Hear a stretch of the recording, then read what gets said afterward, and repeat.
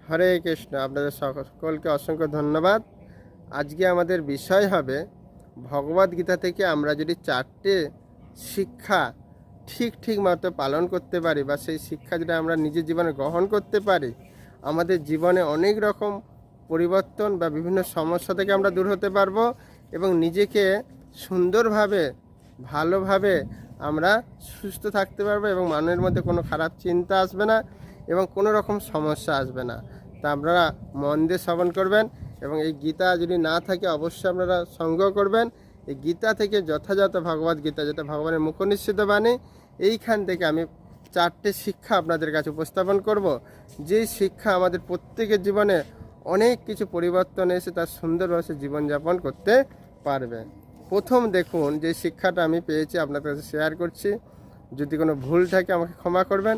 তা আমি যেটা পেয়েছি আপনাদের কাছে শেয়ার করি, যাতে আপনাদের জীবনে এরকম সুন্দরভাবে পরিবর্তন হয়ে বিভিন্ন খারাপ কিছু যা আছে সেই সম্বন্ধে আমি আপনার কাছে বলছি, যাতে ভালোভাবে আমরা করতে পারি।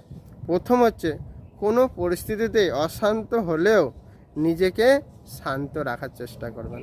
অনেক কিছু আপনার অশান্ত মনে আসবে, কিন্তু সেটাকে মনকে বুঝে সেটা শান্ত করার চেষ্টা করবেন প্রথম। দ্বিতীয় হচ্ছে, নিজের যেটা কর্তব্য কর্ম আছে সেটা করবেন।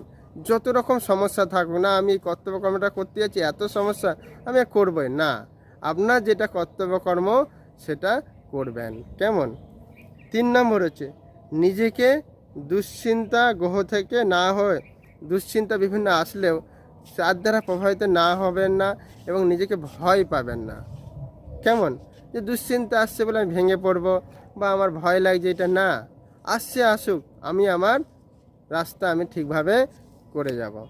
4 নম্বর হচ্ছে, কখনোই কিছু করলে ফলের আশা করবেন না। ভগবান যা মনে করবেন সেটাই প্রদান করবেন। মানে আমরা অনেক কিছু করি কিন্তু ফলের আশা করি, ফলের আশা করবেন না। ভাববেন ভগবান আমাকে যা দেবে সেটাই আমি প্রীতি সহকারে গ্রহণ করব এবং ভগবানের প্রতি সম্পূর্ণভাবে আমি বিশ্বাস রাখব যে আমি ভগবানের প্রতি পূর্ণ শরণাগতি, তিনি আমাকে যা করাবেন।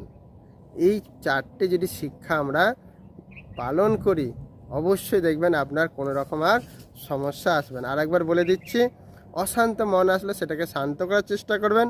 নিজের যেটা কর্তব্য কর্ম, যত রকম খারাপ পরিস্থিতি তাকে পালন করবেন। বিভিন্ন মনের মধ্যে দুশ্চিন্তা আসলেও, ভয় আসলেও সেটাকে ভেঙে পড়বেন না, সেটাকে শক্ত করে রাখবেন। আর কোনো কিছু করলে ফলের আশা করবেন না। ভগবান যা দিবে সেইটা নিয়ে আমি সন্তুষ্ট থাকবো এবং ভগবানের বিশ্বাস রাখবেন। কেমন? হরে কৃষ্ণ। সবাইকে ভালো